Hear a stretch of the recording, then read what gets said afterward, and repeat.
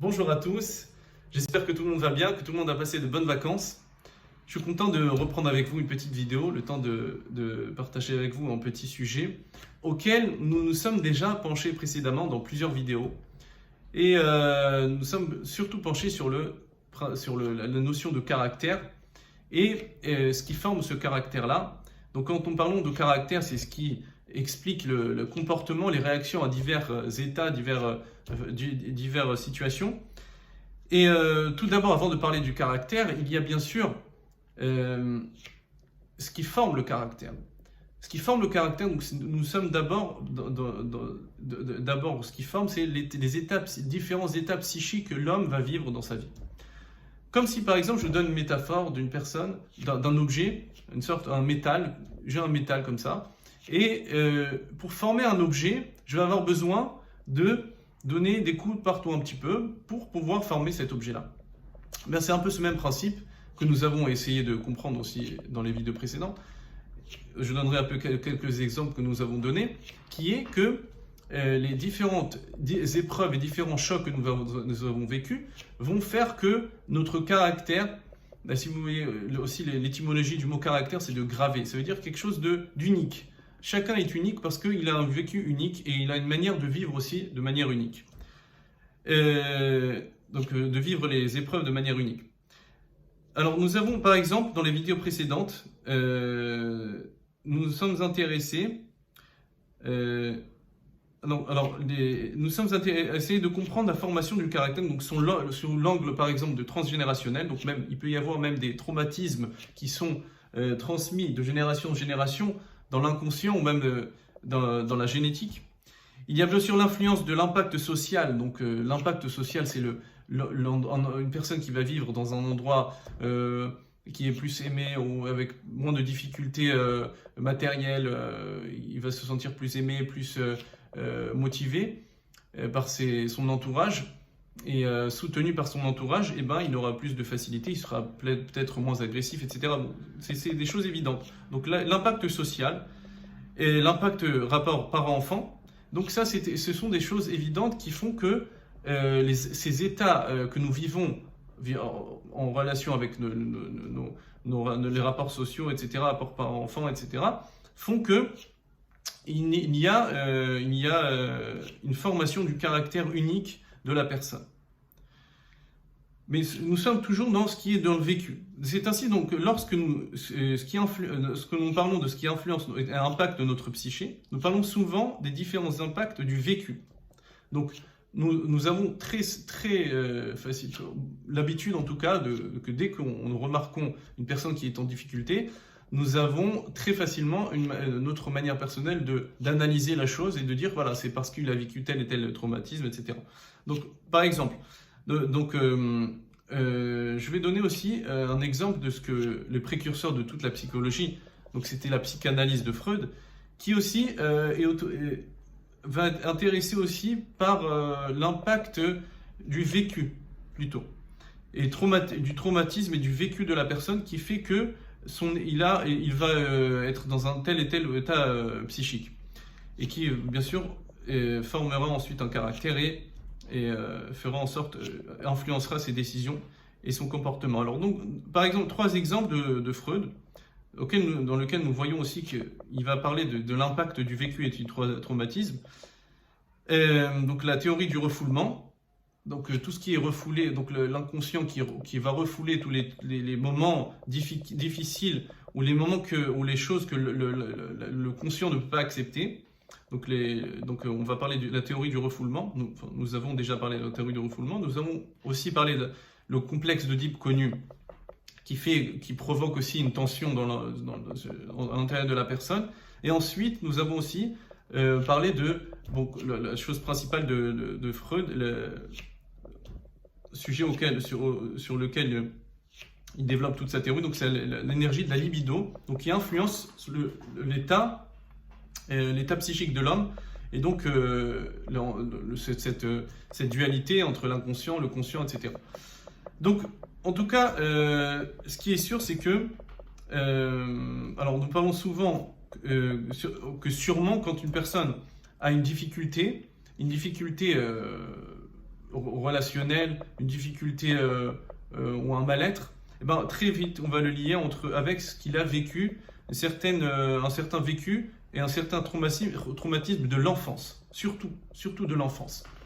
L'enfance, comme nous avons été aussi en tout cas influencés par la théorie de Freud, donc c'est l'enfance qui va être le socle le socle et la racine de toute l'état psychique de l'homme. Et donc au début on ne remarquait pas spécialement on ne donnait pas énormément d'importance au vécu de l'enfance, mais après c'est avec le temps que, en tout cas, Freud s'est beaucoup intéressé, a beaucoup développé sa théorie sur l'état, les moments, les premières années de la vie qui influencent et qui impactent notre état. Donc mais par contre, c'est pour ça que je voudrais avec vous partager une autre vision des choses qui est très intéressante aussi, qui se développe de plus en plus dans notre génération. Donc, il faut savoir que malgré toutes ces tentatives d'explication, parfois il ne sert à rien de chercher des causes psychologiques à nos mal-être et à nos troubles. Très souvent, on essaye de comprendre, on essaye de faire un lien entre le vécu et les réactions et donc le comportement. Mais nous avons abordé donc la théorie. Justement, nous avons dans une autre vidéo, nous avons essayé de voir qu'il y avait déjà au temps du Moyen-Âge, même au temps des Grecs, une tendance qui était très influente, qui était la théorie des humeurs, et la théorie des humeurs qui essaie d'expliquer de manière biologique, si vous voulez, l'impact qu'il y a sur notre caractère. Donc, c'est différentes. Dans la vidéo, nous avons développé quels sont les différents impacts, en tout cas ce qui est la bile, la rate, etc., qui est influencé a priori par un liquide qui a influencé notre humeur. Bon, bien sûr, après, aujourd'hui, ce n'est pas prouvé du tout, mais en tout cas, nous voyons qu'ils se sont intéressés aussi à un impact biologique sur notre comportement et nos états psychiques.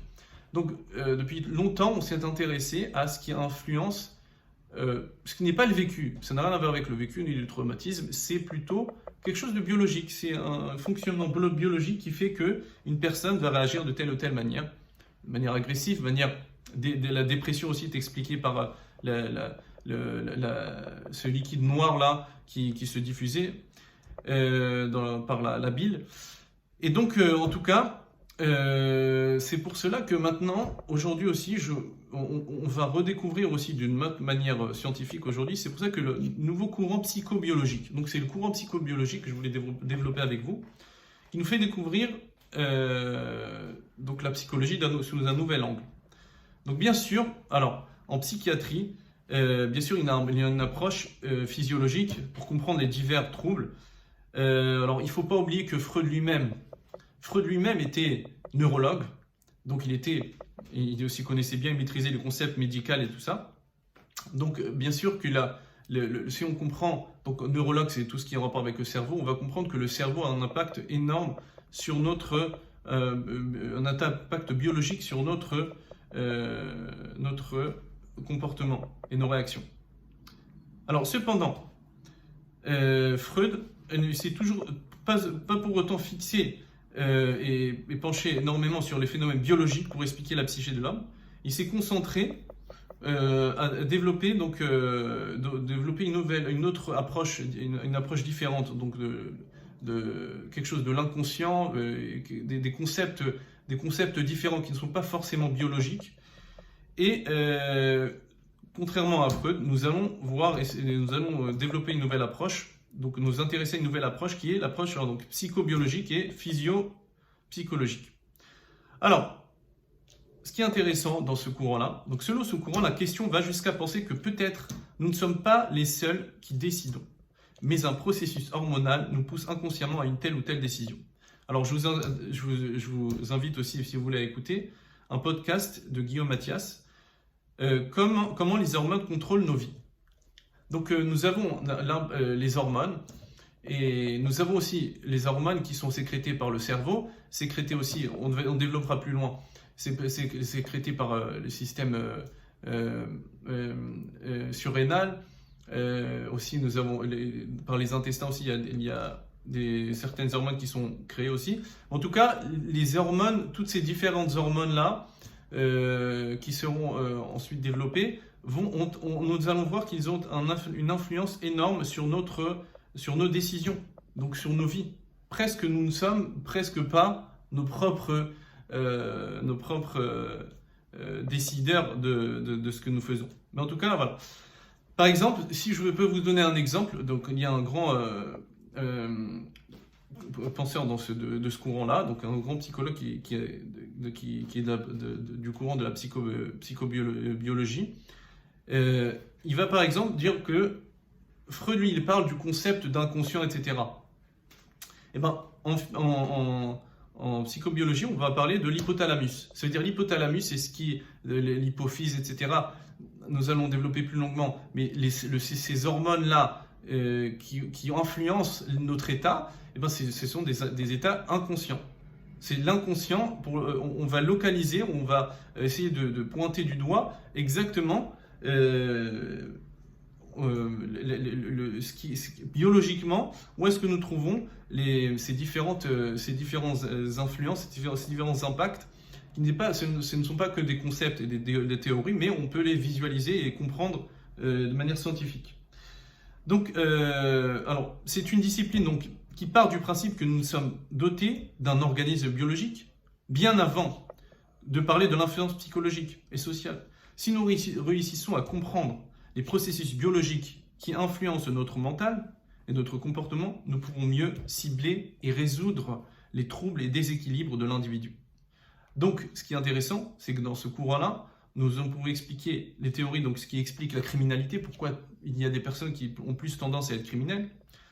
On pourrait expliquer aussi pourquoi il y a des personnes qui ont plus tendance à être anxieuses ou dépressives, l'agressivité, les sauts d'humeur.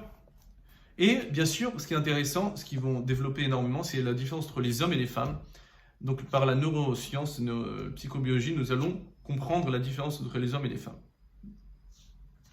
Donc voilà, ça c'est une petite introduction au sujet que nous allons développer.